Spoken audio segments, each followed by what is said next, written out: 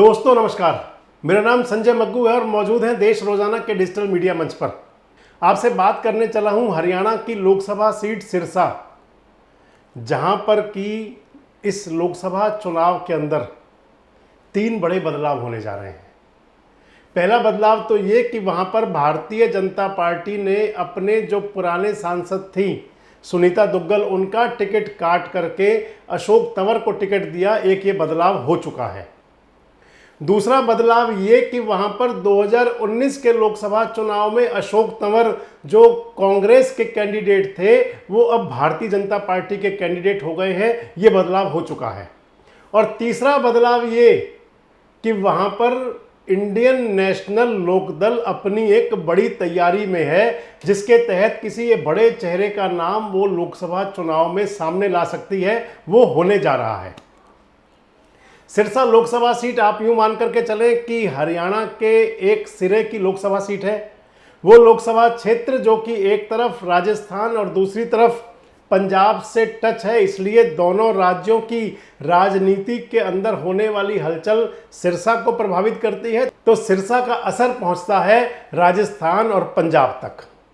सिरसा जो चौधरी देवीलाल की कर्म भूमि रही है, सिरसा जहां पर कि चौधरी देवीलाल के परिवार का ठीक ठाक असर है, उस सिरसा लोकसभा पर हालांकि चौधरी देवीलाल का परिवार जब से 2 हिस्सों में बटा, यानी कि एक हिस्सा इस समय ओम प्रकाश चौटाला, उनके साथ अभय चौटाला उनके बेटे, तो दूसरी तरफ ओम प्रकाश चौटाला के बड़े बेटे अजय सिंह चौटाला, जिनकी जननायक जनता पार्टी है, अजय सिंह चौटाला, दुष्यंत दिग्विजय चौटाला, नैना चौटाला।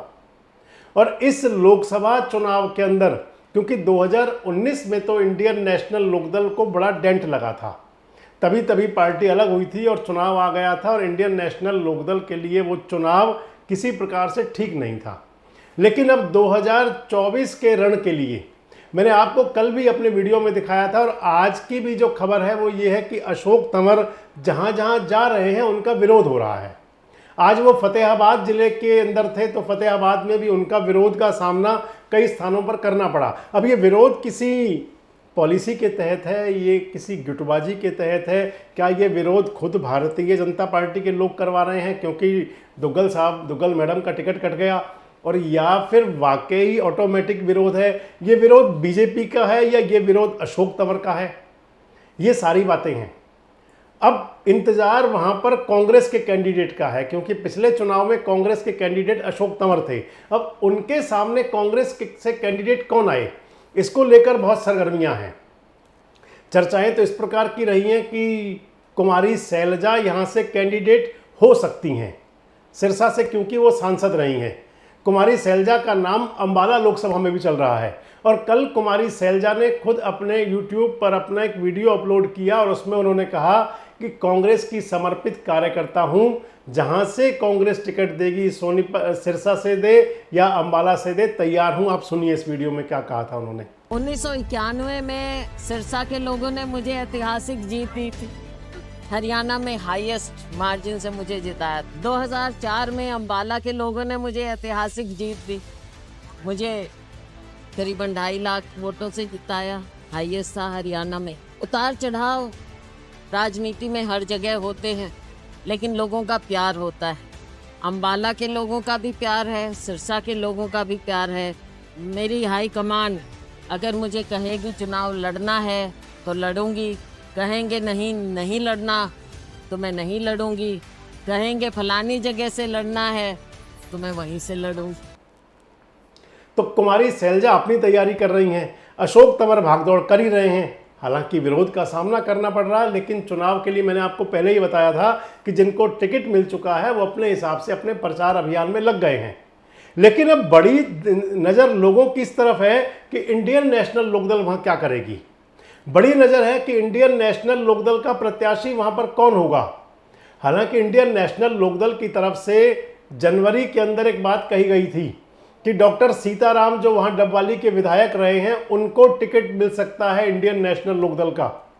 पिछले दिनों एक और परिवर्तन हुआ था जब नरवाना के पृथ्वी नंबरदार पूर्व विधायक, उनका परिवार शामिल हो गया इंडियन नेशनल लोकदल में, तो फिर लोगों की नज़र कुछ वहां भी गई कि क्या नरवाना से हो सकते हैं, क्योंकि नरवाना सिरसा लोकसभा का हिस्सा है और नरवाना के साथ में चौटाला परिवार का पुराना संबंध है। चौधरी ओम प्रकाश चौटाला नरवाना से चुनाव लड़े हैं, चुनाव जीते भी हैं, चुनाव हारे भी हैं, और वहां की सीट नरवाना की जब रिजर्व हो गई तो फिर भी उसके बाद भी चौधरी देवीलाल ओम प्रकाश चौटाला परिवार का ठीक ठाक असर रहा। पृथ्वी नंबरदार भी वहां से एमएलए रहे और इस समय भी जो सुरजाखेड़ा वहां के विधायक हैं वो जननायक जनता पार्टी के हैं। इस लिहाज से नरवाना के अंदर ओम प्रकाश चौटाला परिवार, ताऊ देवीलाल परिवार का अच्छा ठीक ठाक खासा असर है।